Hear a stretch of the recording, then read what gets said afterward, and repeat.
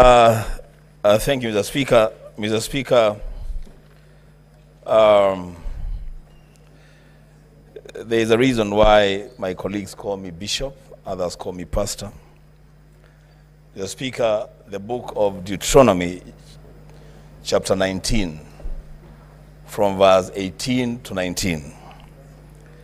It says that the judges shall inquire diligently, and if the witness is a false witness and has accused his brother falsely, then you, the judges, shall do to him as he had meant to do to his brother.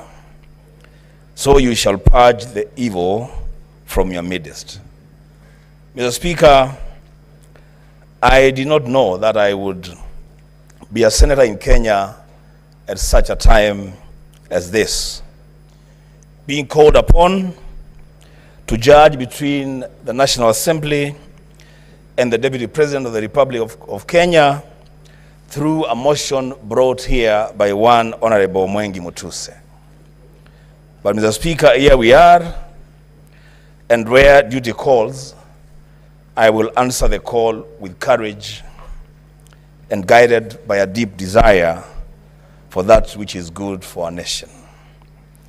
Mr. Speaker, I would have expected that the crumbling relationships within the Kenya Kwanza administration would perhaps have been handled within their PG or their NEC and resolved there. But because they have chosen this path, Mr. Speaker, they have made their bed, they must lie on it. Mr. Speaker, the mover of the impeachment motion must have a very dim view of the Senate of the Republic of Kenya. He comes to us with innuendos, falsehoods, sensational statements, and dropping of numbers without a shred of evidence. So, Speaker, he begins his own illustration by saying sometimes in 2023. He goes on, the Speaker, to speak about at another forum in September 2024.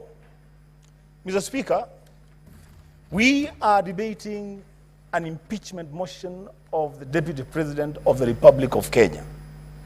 The least that these judges would have expected, the least that this country would have expected, is due diligence on the mover of the motion. Getting every event and every date right, in fact, going down to the minute, to the second. This is a serious issue, Mr. Speaker. But Mr. Speaker, because of time, I will say two things. One, let it be known to this House and to this country that those of us who subscribe to the ideals of the Azimio One Kenya Alliance are totally and grossly opposed to the idea of a government of shareholding. We don't subscribe to that idea.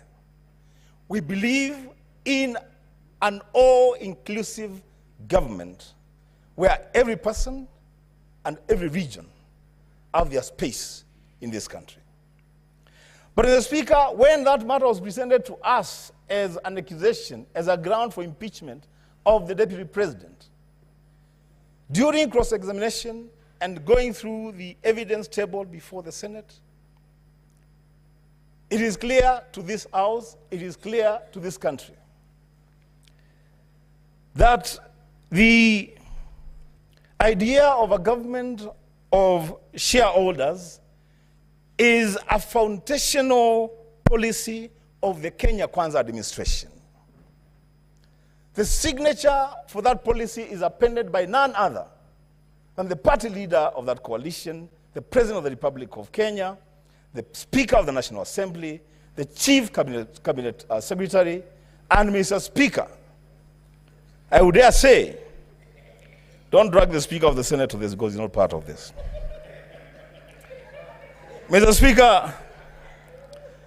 Speaker, you cannot punish the deputy president, the principal assistant to the president, for undertaking the role of being the assistant to the president. He is just expounding on a policy that his boss assigned and made public.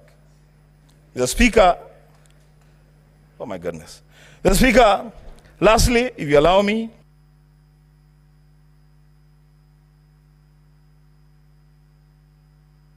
Senator Metho.